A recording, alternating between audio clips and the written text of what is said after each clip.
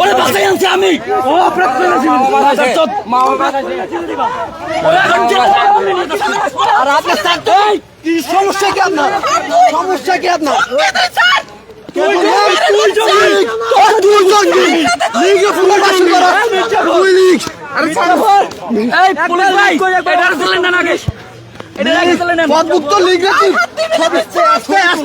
আপনারা এত পাগল হয়েছেন কেন? ভাই ছেড়ে দিন।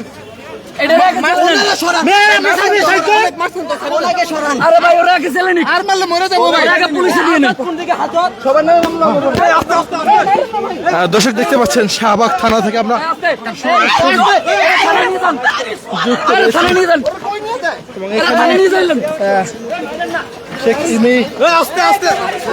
মারেন না, মেরে ফেলছেন, মারবে না। এখানে একেবারে থানার মধ্যে কিন্তু এমন অবস্থা।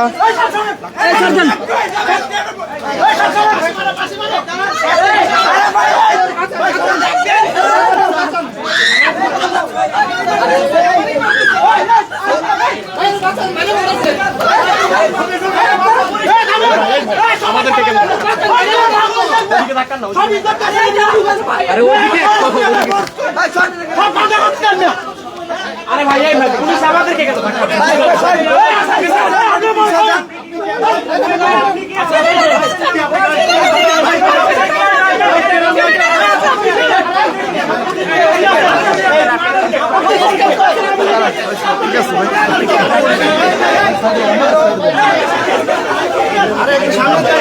ভিতরে যান না,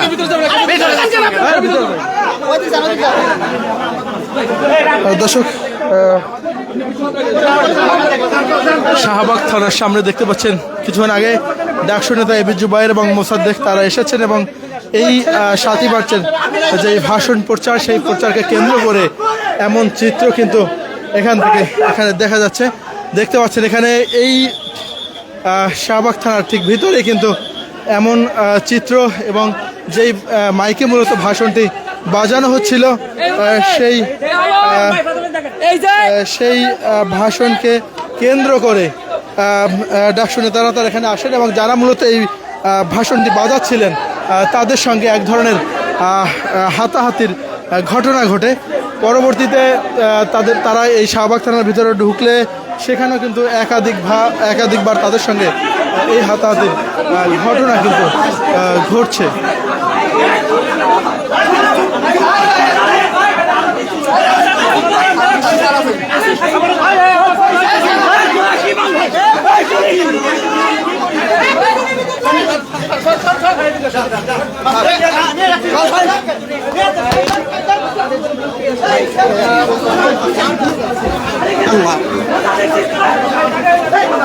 দেখতে পাচ্ছেন শাহবাগ থানার ভিতরের যে পরিস্থিতি একেবারে কিন্তু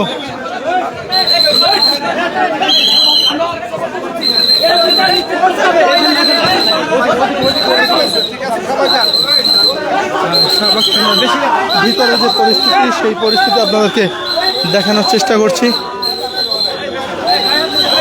ডাকসুর যে দুজন নেতা এবি জুবায়ের এবং মোসাদ্দেক তারা এখানে রয়েছেন।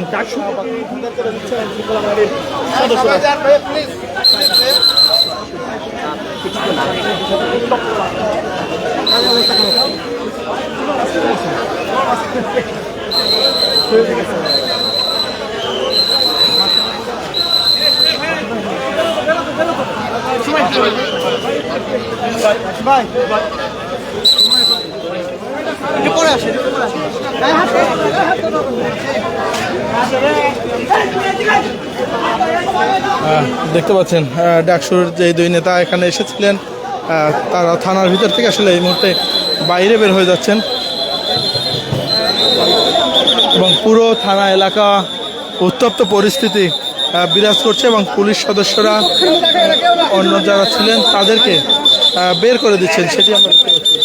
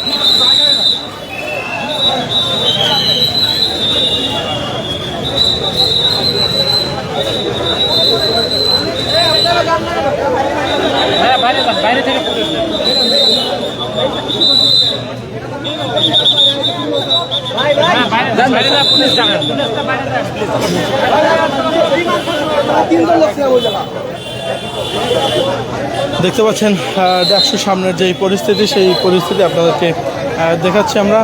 এবং এখানে মোসাদ্দেক দাঁড়িয়ে এখানে কিন্তু তারা কিন্তু স্লোগান দিয়ে যাচ্ছে। আপনারা দেখেছেন যে একটি রিক্সা নিয়ে এসে যেভাবে এখানে জুলাই গণহত্যাকে বৈধতা দেওয়ার চেষ্টা করা হচ্ছিল, জুলাই গণহত্যার সন্ত্রাসীকে মুক্ত করার জন্য চেষ্টা করা হচ্ছিল, আমরা তাদেরকে শান্তিপূর্ণভাবে তাদের রিক্সা সহ তাদেরকে আমরা থানার অভ্যন্তরে দিয়ে এসেছি। আপনারা দেখেছেন যে আমরা কারো গায়ে হাত তুলিনি, সুন্দরভাবে শান্তিপূর্ণভাবে তাদেরকে থানায় দিয়ে এসেছি। এখন পুলিশ যদি কোনো ব্যবস্থা গ্রহণ না করে, প্রত্যেকের নামে দেখবেন মামলা আছে এদের নামে, এরা জুলাই গণহত্যার সাথে জড়িত ছিল এবং তাকে গ্রেপ্তার করা হয়েছে। সে 15 জুলাই সরাসরি হামলার সাথে জড়িত ছিল। যাদের যাদের নামে মামলা আছে, যে সকল লীগের সন্ত্রাসীরা গর্ত থেকে বের হয়ে দেশে একটি অরাজক পরিস্থিতি সৃষ্টি করার চেষ্টা করছে, আমাদের মুক্তিযুদ্ধের আবেগকে সামনে রেখে, আবেগকে ব্যবহার করে যারা সেই গণহত্যাকারীদেরকে পুনর্বাসন করার চেষ্টা করা হচ্ছে, তাদেরকে আমরা এখানে ধরে শান্তিপূর্ণভাবে থানায় হস্তান্তর করেছি। এখন পুলিশের দায়িত্ব হচ্ছে তাদের বিরুদ্ধে আইন অনুযায়ী ব্যবস্থা গ্রহণ করা, কারণ তারা স্পষ্টভাবে ক্রাইম করেছে। জুলাই গণহত্যার চিহ্নিত আসামিকে ছাড়াই নিয়ে আসার জন্য তারা শাহবাগ থানায় এসে মাফ করেছে। তো পুলিশের উচিত হচ্ছে, পুলিশ প্রশাসন উচিত হচ্ছে তাদের বিরুদ্ধে আইন অনুযায়ী ব্যবস্থা গ্রহণ করা। যদি পুলিশ প্রশাসন আইন অনুযায়ী ব্যবস্থা গ্রহণ করতে ব্যর্থ হয়, আইন অনুযায়ী যদি পদক্ষেপ গ্রহণ না করে, আপনারা দেখেছেন আমরা কিন্তু শান্তিপূর্ণভাবে রিক্সাটা ঠেলে ভিতরে ঢুকে দিয়ে এসেছি, আমরা কারো হাত তুলি নেই। কিন্তু পুলিশ প্রশাসন যদি ব্যবস্থা গ্রহণ করতে ব্যর্থ হয়, তার পরবর্তীতে আমাদেরকে যদি আইন হাতে তুলে নিতে বাধ্য হতে হয়, এর দায়ভার সম্পূর্ণভাবে পুলিশ প্রশাসনকে বহন করতে হবে। তা আমরা আহ্বান করব, আমরা আইনের প্রতি শ্রদ্ধাশীল, আইনও যাতে আইনের গতিতে অগ্রসর হয়, আইন যেন লীগ পুনর্বাসনের ক্ষেত্রে, ছাত্রলীগ পুনর্বাসনের ক্ষেত্রে ব্যবহার না হয়, সেটি আমরা থানায় জানিয়েছি। যদি সেটি না করে আমরা আইন হাতে তুলে নেব।